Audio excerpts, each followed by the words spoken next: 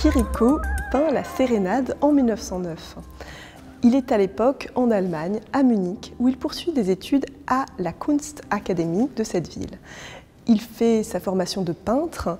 Il est à l'époque très influencé par tout ce qu'il peut voir dans les musées, ces musées qui l'entourent, les galeries également, et notamment il est très frappé par la peinture romantique allemande, mais également la peinture symboliste.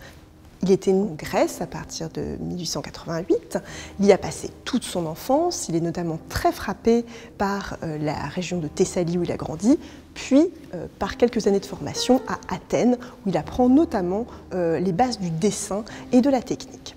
Le séjour munichois va lui permettre de se perfectionner dans sa pratique de peintre. À cette époque-là, les thèmes mythologiques parcourent son œuvre. On y trouve des centaures, on y trouve Prométhée, on y trouve finalement presque des muses qui dansent dans cet espace paysager un petit peu indéfini qui nous rappelle une sorte d'Arcadie mythologique.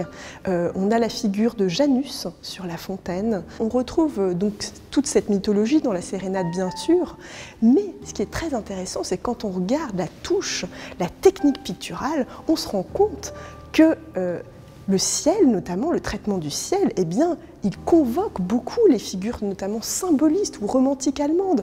Il y a un contexte culturel qui va infuser aussi à cette époque-là pour lui des lectures, la littérature, la poésie et puis aussi beaucoup la philosophie allemande.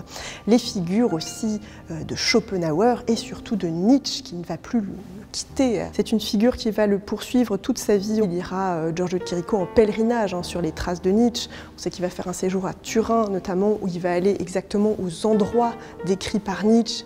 Il va essayer de trouver la vue qu'il avait de sa chambre. Il y a vraiment toute cette quête très personnelle autour de la figure de Nietzsche. Et effectivement, dans une peinture comme la Sérénade, on voit déjà s'esquisser des choses qui prendront beaucoup plus d'ampleur ensuite dans la carrière de Giorgio de Chirico, notamment la conception nietzschéenne du temps. Et ce qui est très intéressant dans ce tableau de la Sérénade, c'est que là, on est dans un moment tout à fait particulier. On ne sait pas si c'est l'aurore, si c'est le crépuscule. On sait que c'est un temps qui n'a rien à voir avec le temps contemporain. Et effectivement, on a une sorte de première convocation dans l'esprit de Giorgio de Chirico de cet éternel présent, de cet éternel retour, cette conception du temps développée par Nietzsche. Et c'est une chose qu'il va nous transmettre de plus en plus au fur et à mesure dans sa peinture. Ce qui est très intéressant, c'est que lorsqu'il va trouver son propre style, il y aura beaucoup de choses très obsessionnelles, notamment la figure des horloges. Et quand on compare le temps indiqué, l'heure indiquée sur ces horloges, eh bien on se rend compte qu'il y a toujours une distorsion entre ce qui est indiqué et la longueur des ombres, notamment dans les paysages qu'il représente. Il ouvre une sorte de porte, effectivement, vers un temps qui est un petit peu en dehors du temps normal des hommes.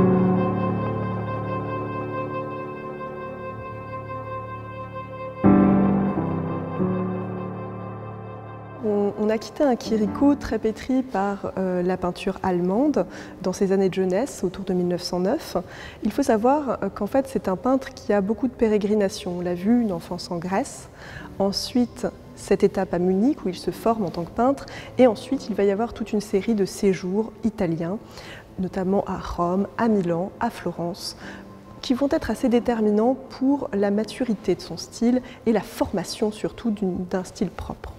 Ce qui est très intéressant notamment, c'est une vision qu'il aura à Florence, place Santa Croce. C'est une chose qu'il décrit assez bien. Tout d'un coup, cette place qui lui est si familière prend des dehors d'une inquiétante étrangeté, une manière d'être qu'il n'a jamais vue avant. Et finalement, il va se rendre compte des possibilités que lui offre simplement la perception intuitive des choses du réel. Et à partir de ce moment-là, il va se tourner vers une peinture dite métaphysique. Il va opérer ce tournant autour des années 1910. Le terme métaphysique, lui, sera popularisé grâce à Guillaume Apollinaire qui va l'employer pour la toute première fois à l'écrit dans ses critiques d'art, quelques années plus tard.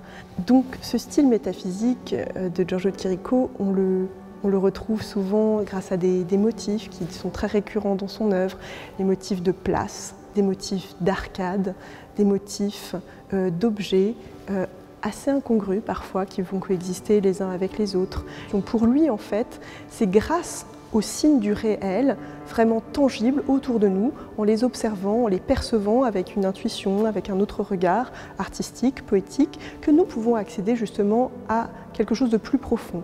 Il a cette citation particulièrement éclairante lorsqu'il nous dit « Il y a plus de mystère dans l'ombre d'un homme qui marche au soleil que dans toutes les religions passées, présentes et futures ». Et effectivement, pour lui, c'est regarder différemment ce qui nous entoure, regarder la profondeur des choses, regarder le réel en se décalant un petit peu, en décalant un peu les perspectives, en décalant les objets, en les faisant coexister de manière un peu différente. Et cette reconstruction du monde nous permet justement d'accéder à quelque chose de plus profond. Et puis, à partir des années 1913, il y a une sorte de tournant, notamment grâce à sa rencontre avec les milieux d'avant-garde parisiens et surtout grâce à sa rencontre avec aussi tout un pan de la culture française, sa littérature et sa poésie.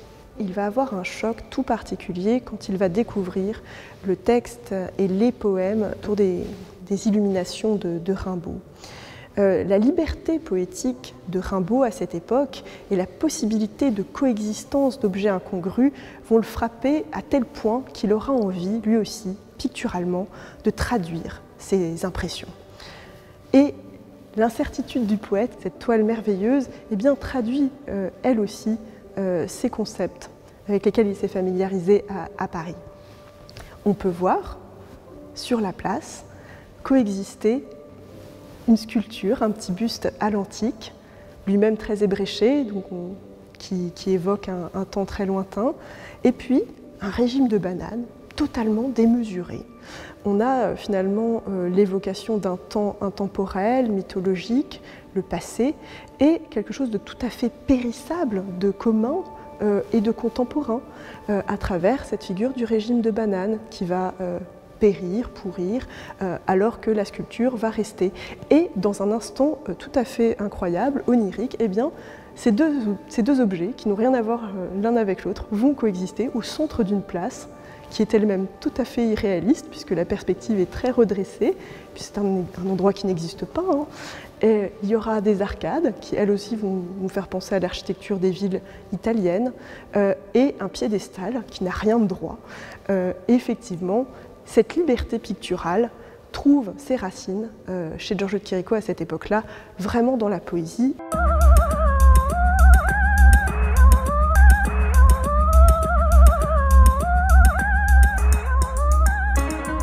À partir de 1911, Giorgio de Chirico va s'établir à Paris avec sa mère et son frère.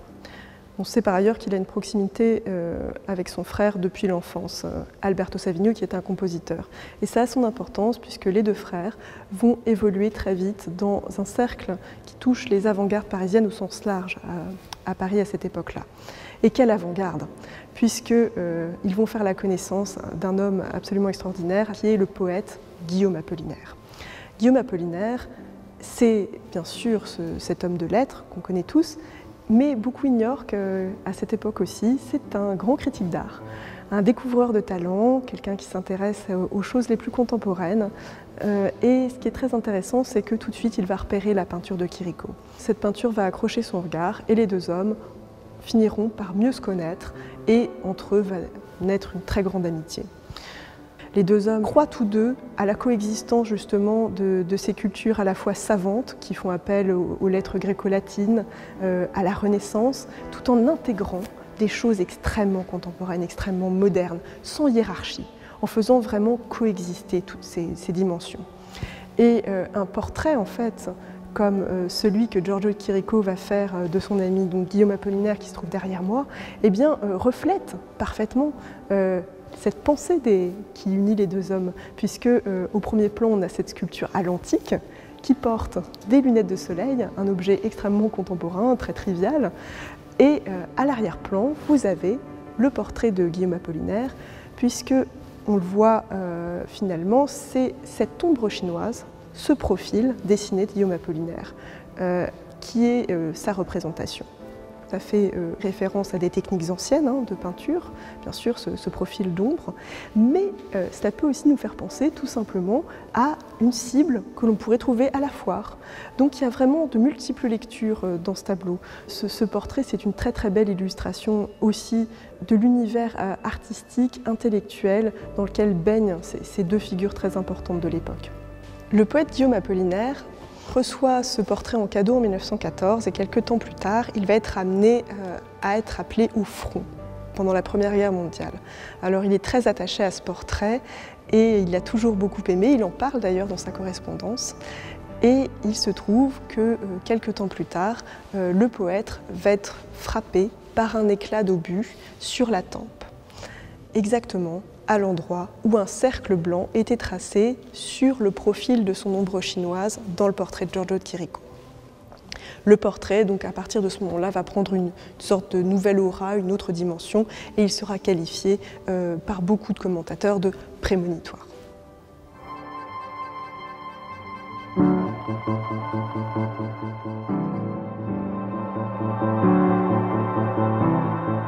Le cerveau de l'enfant ou le revenant de Giorgio de Chirico, c'est l'une des toiles absolument mythiques que l'on trouve dans cette exposition, à plusieurs titres. Tout d'abord, c'est une composition très singulière, où au milieu de beaucoup d'objets inanimés, tout d'un coup, on trouve un homme aux yeux clos, au premier plan de la composition. C'est très mystérieux. À côté de lui, on trouve une colonne, devant lui, un livre fermé.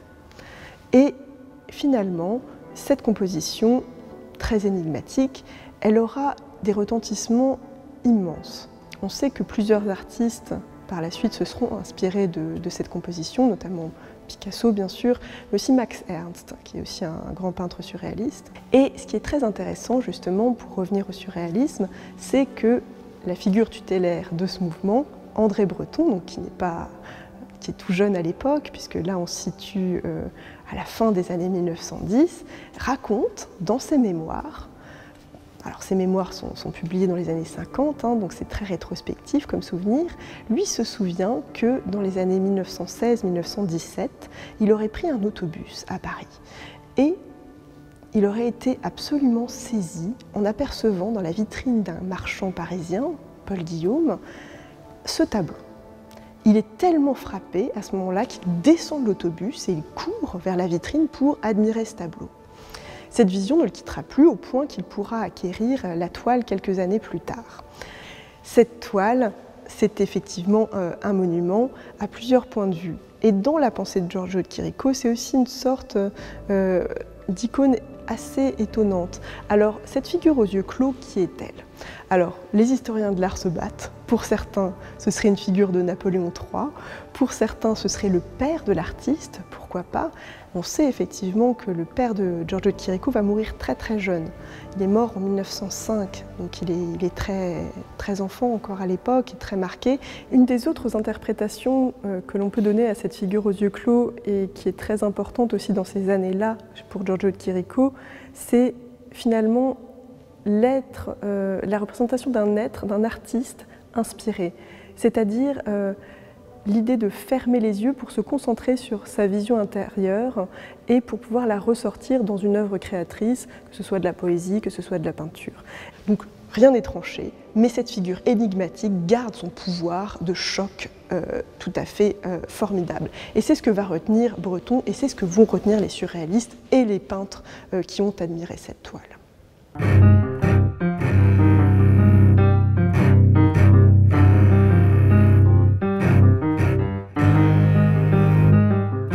Alors qu'il était très heureux à Paris depuis 1911, Giorgio de Chirico va se retrouver appelé à remplir ses obligations militaires à partir de 1915, puisqu'il a la nationalité italienne.